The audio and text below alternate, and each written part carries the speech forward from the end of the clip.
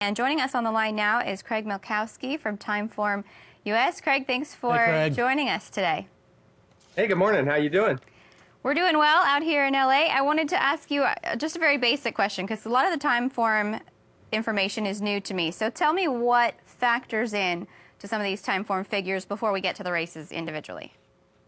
Okay, there are a lot like regular speed figures, and that final time's a big part, but we also include the pace and the running style of the horse. So if a horse is battling on the front end through fast fractions, they get a little extra credit, or if they are on the lead through easy fractions, they get a little deduction. And we also give the option to the user of including weight into the calculations if they like.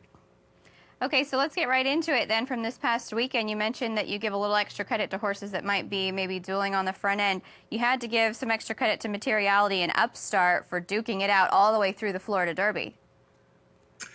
We did a very little because actually it was a slow first half mile, and then it kind of turned into a match race from there out where the pace really picked up from the half mile to the 3/4, and they battled down the lane. So final time was the big thing here, and they got big numbers. Materiality got a 109, Upstart a 108, which were career best for both. Way back to Amy's Flatter with a 92 in third. Which was almost what she ran in her last race at Tampa. So she was a pretty good measuring stick that these two ran a really fast race. Craig, is it more difficult to make a number for a race like this over a track that was so strange, so bizarre, so slow? I mean, you had, good maiden special event, fillies earlier in the card that went 27-1 for 7 furlongs. That's how slow this track was. I think they came home the final 3/8 and 39-3. You don't see horses get 108 buyers or huge Timeform figures when they come home that slowly. Does it make it more difficult to make the number because the track was so dead? I'll be honest, it would have been a difficult race if there weren't two other routes on the card. But since we had two other routes, there was plenty of sample to go by. And, the track was consistently slow throughout the card. So as long as the track's consistent, the number's not going to be tough. The raw times don't really matter that much to me. And I know you got to skedaddle, but do you think that those horses that have worked so hard at 9 furlongs over that slow of a racetrack, it might be tough to come back, don't you think, in just 5 weeks in the Derby off of that grueling of a performance?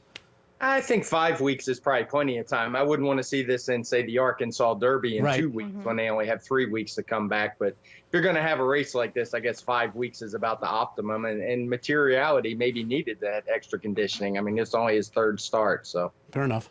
How about the fillies, Craig, in the Gulfstream Park Oaks, Bird at the Wire and Asking for Money? They both end up with the same figure in the end. They both earn a 90 for this performance. Right, and they finished fairly close, but again, that was pace. And if you factor in the trouble Bird at the Wire had for a little bit there, I think she was the better horse, and she's also getting better as the distances get longer. We saw kind of a recurring theme here where the fillies are just much slower than the colts this year, only a 90 for the top two. And that's not always the case, year to year. Usually at this time of the season, fillies are able to run right with the colts, but it doesn't seem to be the case other than the race we're going to talk about later in Louisiana. But for the most part, not a very impressive race. The only one I'd want out of here is the winner, to be honest, going forward. That's a really low figure for a filly who's going to be one of your favorites, if not potentially your favorite in the Kentucky Oaks. Right. I mean, we grade these races. They have a grading before it's run, but I don't really think this was what I'd consider a grade 2, and it's kind of in contrast to the race we're going to talk about next, the Honey Fox. But, they're 3-year-olds, and they're always liable to jump up, just like Materiality did from a much lower figure to a 109. So, Craig, explain this to me. So in the Honey Fox, Lady Lara earns a 115, but Sandiva, who ends up second, 1 point higher. Yeah, and just to be clear, 1 point's not very much. I mean, it's basically even. But in this case, it was just because the pace was pretty quick, and Sandiva was up closer to it, battling, and whereas Lady Lara kind of got a better trip from the back of the pack. Had the pace been slow, you'd have seen just the opposite, where Lady Lara would have got a much better figure than Sandiva. So we go to the fairgrounds. This was a really fast race. I'm sorry. Lady Lara got a 115, Sandiva got a 116. And like we said, this is a grade 2 in name only. Yeah. It was a grade 1 race as far as I'm concerned. This race went 4/5 faster than the Appleton for males earlier on the card on the same exact course, same run-up, everything. So it was a very good race. Even Coffee Click impressed me with her win first off her race since Belmont Day. It's interesting. So it sounds like, obviously the turf fillies, a little bit stronger than their dirt counterparts. We haven't had an untappable or a dirt 3-year-old filly really jump to the head of the class so far yet. Right. I think we're still waiting on Lady Eli, who's supposed to run at Keeneland, so that could change in a hurry. Looking forward to that. Let's go back to Louisiana Derby this past weekend as well. International Star, I mean, he just keeps on winning races, this horse. He earns a 96 for this effort. He did, and it's pretty decent for a grade 2. It's not great. This horse reminds me a lot of El Kabar that you guys were talking about earlier. He's a very good horse. I just don't know that his A game is going to be the Kentucky Derby type winner. The one thing I do like about him is he seems to be very tactical. He makes his own trips, and he just always seems to get a good one. You got to be leery of those horses going against him because they always seem to find a way to get to the winner's circle. And but I do think he would need to step it up.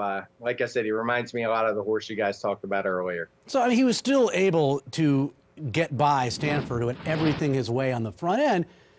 And he still showed that grit and guts, and obviously he loves it at the fairgrounds. And it came home, I think, talked about 39-3 in the Florida, I think 35-2 the final 3 furlongs.